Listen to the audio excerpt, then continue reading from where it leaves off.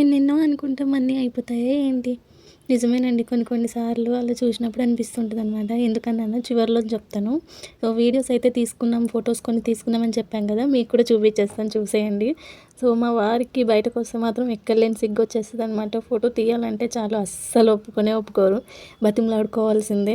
ఇంక నేను, మా అక్క, మా అమ్మ అంటే ఇంకా మాది ఒక బ్యాచ్ అనమాట. ఫోటోస్ అంటే చాలా ఇష్టం కాబట్టి అంటే ఎక్కడికెళ్ళినా అదొక మెమొరీ కదా! అట్లా అని చెప్పేసి ఫోటోస్ అయితే తీసుకుంటాము మ్యాక్సిమం. ఇప్పుడు వెళ్ళినప్పుడు మామూలుగానే ఉంటుందండి. అంటే కొన్ని రోజుల తర్వాత ఫోటోస్ చూసుకున్నప్పుడే కదా అన్ని మెమోరీస్ మనకు గుర్తొస్తాయి. అందుకని చెప్పేసి ఫోటోస్ అయితే కంపల్సరీ దిగుతామనమాట.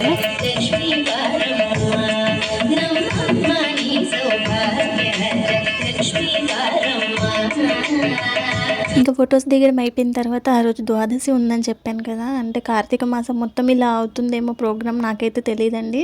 అంటే ఆ రోజైతే అయ్యింది. మేము వెళ్ళినప్పుడైతే ఇంకా కాసేపు అక్కడ కూర్చున్నాము. ఇలా చూసినప్పుడే అనిపిస్తుంది నాకు క్లాసికల్ డాన్స్ అంటే చాలా ఇష్టం అసలు. చిన్నప్పుడు నేర్చుకుంటే బావుండు అనిపిచ్చేది. అలా చూసినప్పుడు గుర్తొచ్చిందనమాట. అందుకే అన్నా నిన్నెన్నో అనుకుంటాం అన్నీ అయిపోవు కదా అని.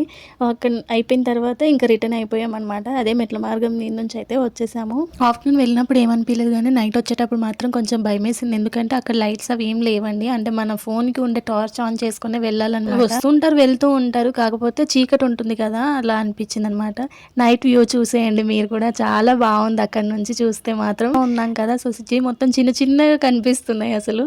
ఆ టైంలో కూడా వస్తూనే ఉన్నారు. అక్కడి నుంచి అయితే రావాలనిపించలేదు. కానీ వెళ్ళక తప్పదు కదా! మళ్ళీ లేట్ అవుతుంది. బస్‌కి వెళ్ళాలి. మళ్ళీ బసెస్ దొరకవని చెప్పేసి ఇంక చిన్న పిల్లలు ఉన్నారు కదా అనేసి బయలుదేరిపోయాము. లక్కీగా వెళ్ళిన కొద్దిసేపటికే బస్ అయితే దొరికేసిందండి. అంటే బస్ ఎక్కిన తర్వాత అయితే ఒక ఇన్సిడెంట్ జరిగిందనమాట. అదేంటి అనేది నెక్స్ట్ వీడియోలో చెప్తాను. వెయిట్ చేస్తూ ఉండండి. మీరు కార్తీక మాసంలో ఏ గుడికి వెళ్ళారనేది మాత్రం కామెంట్ చేయడం అస్సలు మర్చిపోవద్దు. ఇన్సిడెంట్ ఏంటి అనేది తెలుసుకోవాలంటే మాత్రం నెక్స్ట్ వీడియో కోసం వెయిట్ చేస్తూ ఉండండి. సో, ఏం చేయాలో తెలుసు కదా! వీడియో నచ్చితే మాత్రం లైక్ చేసి మన ఛానల్‌ని సబ్స్క్రైబ్ చేసేసుకోండి. ఉంటాను మరి. Thank you.